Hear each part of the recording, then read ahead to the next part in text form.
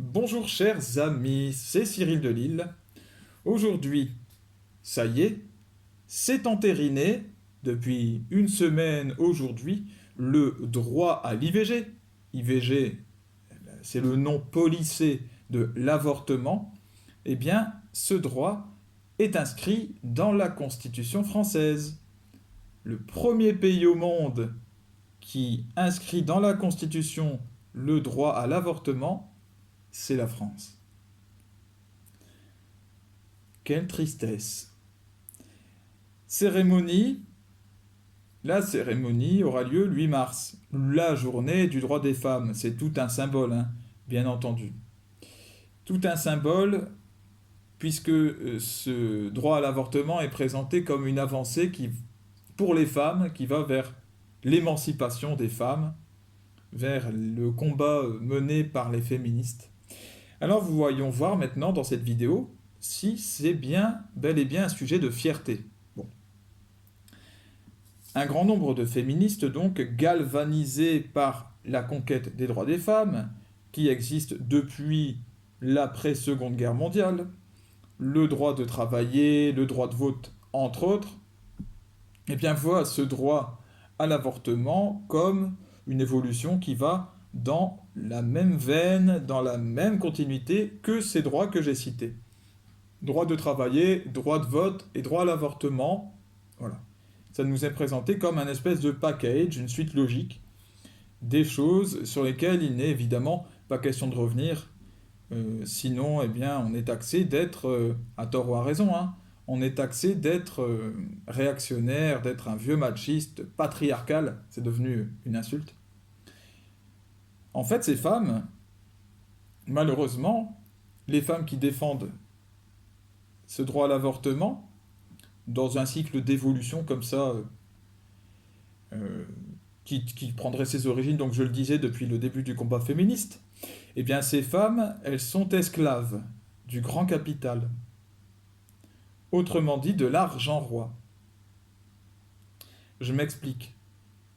L'avortement n'est vu comme une avancée que dans nos sociétés, dans notre monde occidental, plongé dans la course au PIB, au rendement maximal, au triple A, pardon, bref, au pognon. C'est dans ce but que le droit des femmes, d'ailleurs, au travail a été décrété. Pour créer plus d'argent, plus de pognon, encore une fois. Bien sûr que le droit des femmes à travailler est une véritable avancée humaine. D'ailleurs, l'Église elle-même le dit. Donc, l'adoption de ce droit n'est pas en soi mauvaise.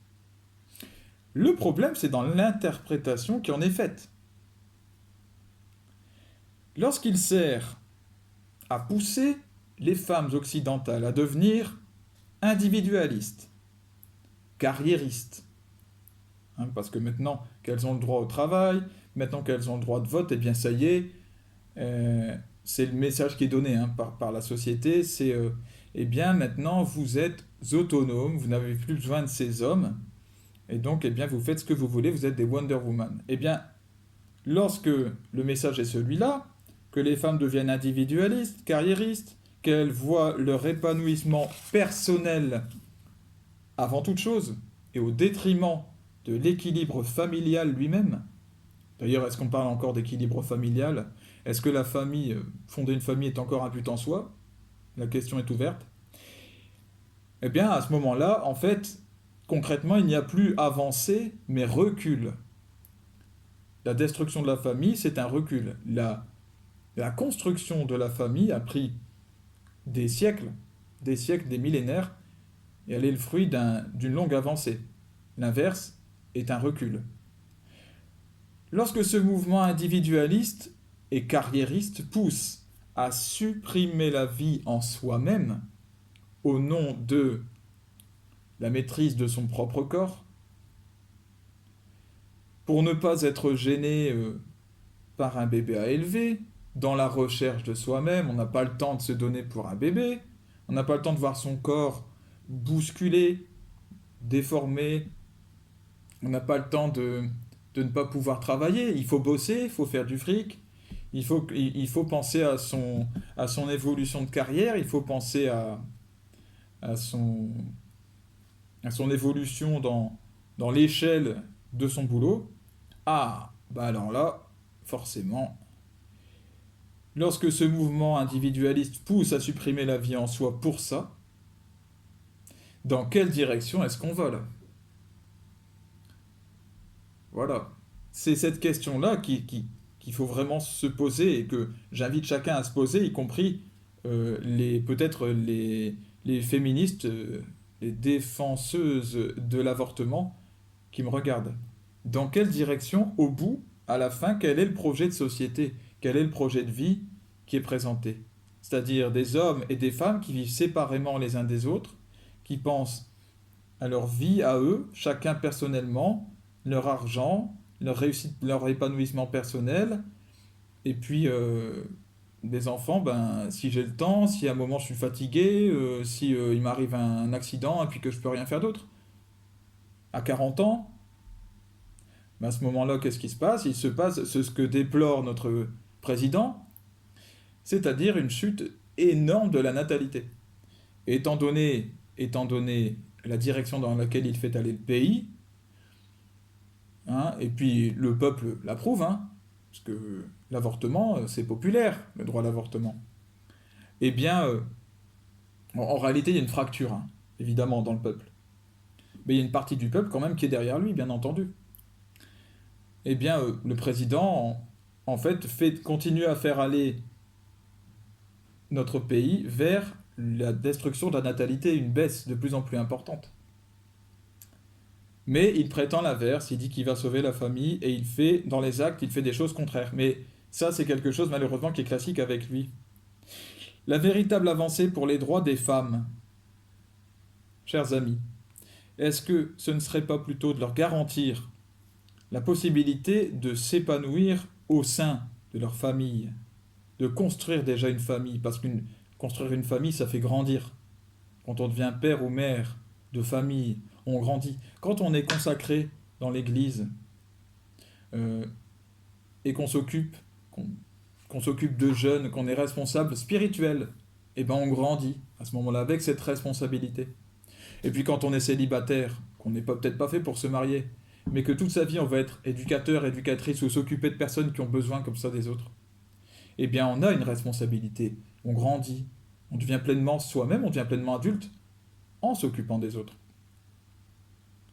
Est-ce que la véritable avancée pour les droits des femmes, ce ne serait pas plutôt donc de garantir cette possibilité-là, de s'épanouir, donc en particulier au sein de leur famille, et de pouvoir accueillir et élever leurs enfants dans de bonnes conditions, et d'avoir plein de bébés, plein d'enfants, plein de vie, plein de joie, plein de bonheur, non?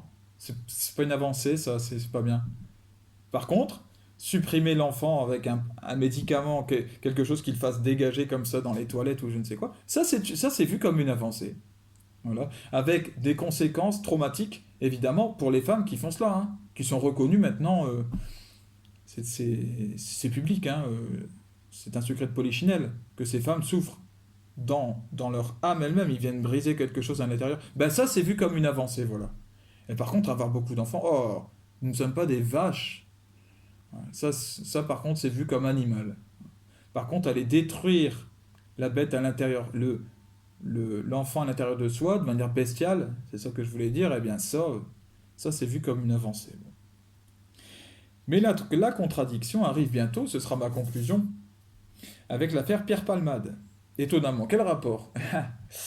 Ben, je vais vous l'expliquer. Le parquet requiert maintenant contre Pierre Palmade, parce que cette affaire n'est pas terminée, hein, il requiert qu'il soit poursuivi pour homicide involontaire. Pierre Palmade, dans l'accident qu'il a provoqué, euh, eh bien, il a en tout cas causé la mort d'un fœtus, d'un bébé qui était en train de se développer dans le ventre d'une femme. Et voilà, toute la question est de savoir il a tué cet enfant ou non. Bon. Alors la justice s'est penchée sur l'affaire pour savoir est-ce qu'il a eu le temps de respirer de l'air ou pas, etc., pour savoir s'il était viable ou non. des histoires grotesques. Est-ce qu'il a eu le temps de cligner des yeux 2 fois? Bon, on en est dans des questions comme ça. La femme ne s'est pas laissée faire, la famille ne s'est pas démontée, a insisté pour dire, bien sûr que si, ma fille qui était dans mon ventre, normalement, je crois que c'est une fille, hein, allait grandir et allait naître en toute normalité, c'est ce qui allait se passer. Donc lui est venu détruire ça, donc il a bien tué quelqu'un. Mais évidemment, pour moi, il n'y a pas de discussion, c'est tout à fait logique. Si Pierre Palmade, si le parquet obtient ce qu'il veut et que Pierre Palmade est poursuivi pour homicide involontaire, alors on va reconnaître que le fœtus est une personne, on va reconnaître que l'avortement est donc le meurtre d'une personne. Et alors, l'avortement deviendra illégal.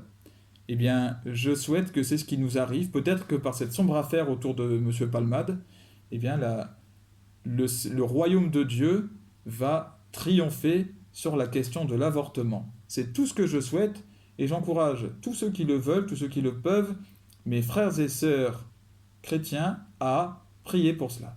Que Dieu vous bénisse et bénisse tous vos proches. À bientôt.